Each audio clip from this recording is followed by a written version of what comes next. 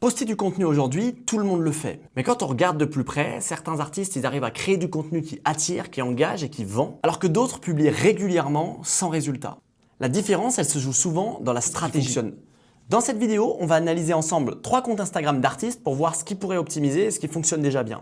Et surtout, comment vous en inspirer pour votre propre compte. Alors, on se retrouve directement sur le premier compte. C'est des comptes que j'ai pris un peu au hasard, hein, donc je ne connais pas vraiment ces personnes.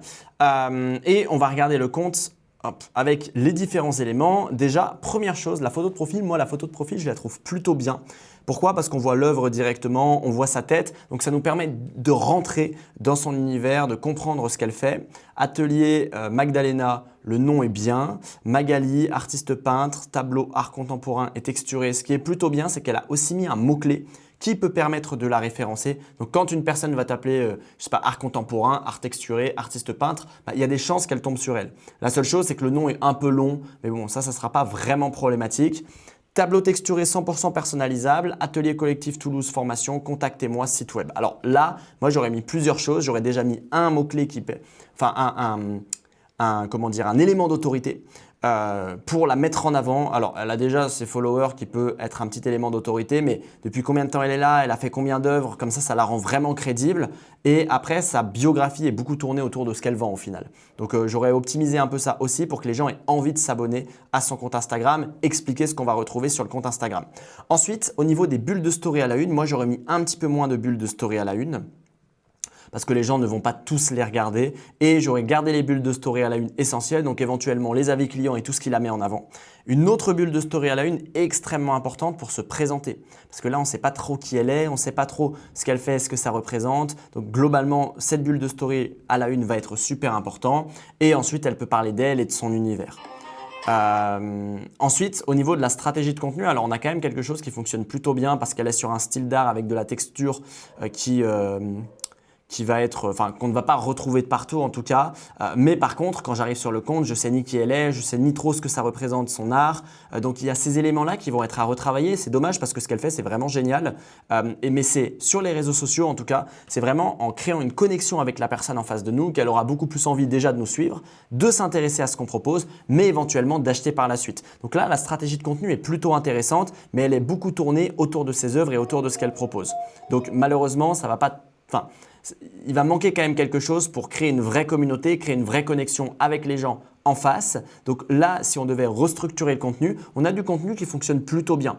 On a du contenu, j'ai l'impression, qui fonctionne plutôt bien, donc qui peut nous permettre à la fois d'attirer de nouveaux abonnés. Mais par contre, là, pour moi, ce qui manque, c'est du contenu qui va nous permettre d'éduquer les gens. Parler d'elle, parler de son art, des fois rajouter juste des petites voix off, rajouter un petit truc avec un qui suis-je, expliquer, potentiellement pas savoir toute sa vie, mais expliquer de temps en temps ses œuvres, ce qu'elle vit, l'histoire derrière ses œuvres, l'histoire derrière les clients, montrer les clients ou montrer potentiellement, ça peut être toute la vie en fait autour de son art et autour de son activité qui va manquer ici.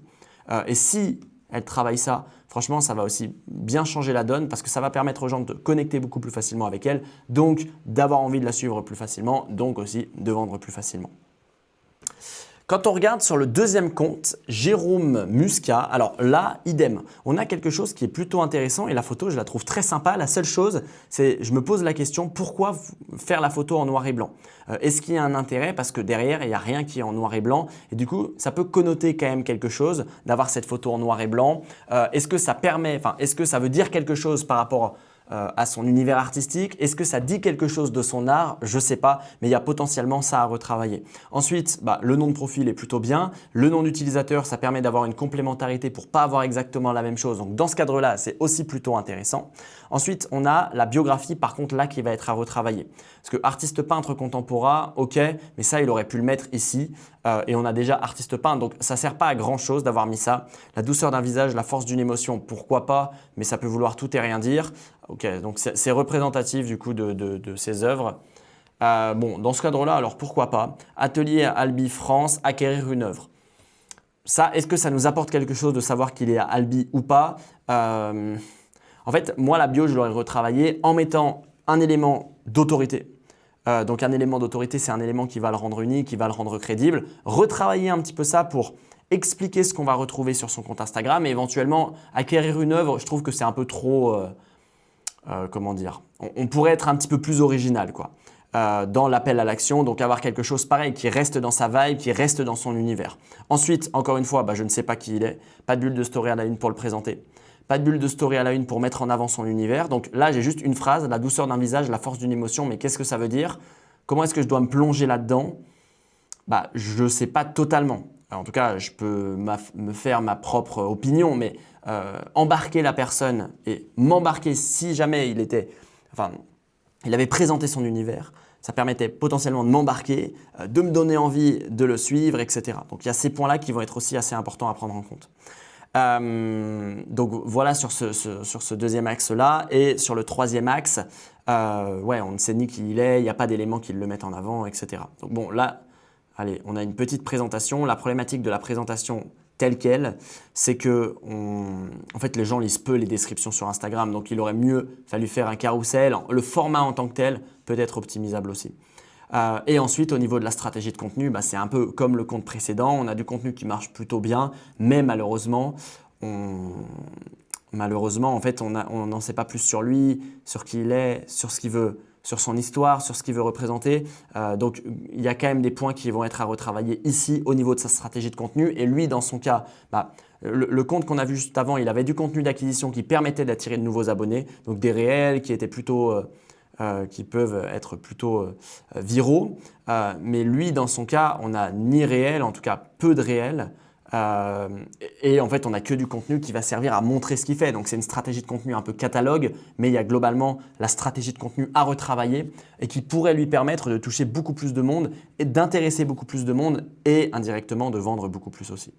Et quand on regarde le dernier compte, les ateliers d'Anne-Marielle, alors la photo de profil, bon, elle reste intéressante.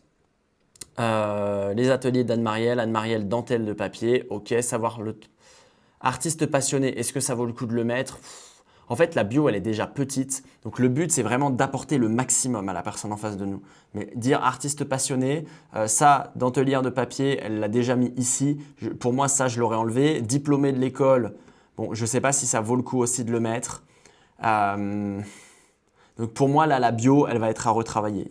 On sait ni qui elle est. Enfin, ça ne nous donne pas envie de s'abonner. Il n'y a rien qui la rend crédible, entre guillemets. Pas d'appel à l'action derrière. Donc à retravailler. Idem, là, j'arrive ici, bon, cours et expo, mais je ne sais pas qui elle est.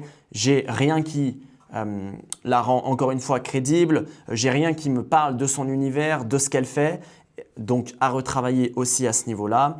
Et là, idem, on est beaucoup sur du contenu du coup où elle va montrer ce qu'elle fait, où elle va repartager par exemple là, une expo, où elle va montrer un peu ce qu'elle fait. Et je pense qu'elle a tellement de choses, cette personne, à raconter parce qu'elle a un style d'art qui est quand même très particulier, qu'on ne retrouve pas en tout cas de partout. Donc c'est dommage parce que moi, j'ai envie d'en savoir plus. J'ai envie de savoir comment est-ce qu'elle est arrivée à là. J'ai envie de savoir ce que ça représente, ce qu'elle fait et toutes ces choses-là. Mais par exemple, de voir ça… ouais, ce n'est pas suffisant pour donner envie aux gens, à la fois pour créer de la visibilité et pour donner envie aux gens de s'intéresser. Donc exactement comme le compte qu'on a vu juste avant, on est trop sur une stratégie de contenu catalogue, c'est-à-dire où elle met en avant ce qu'elle fait, ce qui est génial, mais par contre, on n'a pas assez de contenu qui attire du monde, on ne sait pas vraiment ce qui la démarque, on ne sait pas vraiment qui elle est, ce qu'elle fait, enfin, on a juste la surface de l'iceberg. Mais en fait, ce qui nous intéresse, c'est de voir tout ce qu'il y a en dessous. Donc, dans ce cadre-là, à retravailler aussi. J'espère que ces petites analyses de compte Instagram, elles vous ont plu. Vous pouvez vraiment prendre les différents éléments qu'on a partagés pour vous en servir sur vos propres réseaux sociaux. Vous voyez que c'est toujours à peu près les mêmes choses qui reviennent. Si vous avez envie de vous faire aider, cliquez sur le premier lien dans la description. Vous pouvez vous abonner pour ne pas louper les prochaines vidéos. Nous, on se dit à très vite. C'était Mathis. Ciao, ciao tout le monde.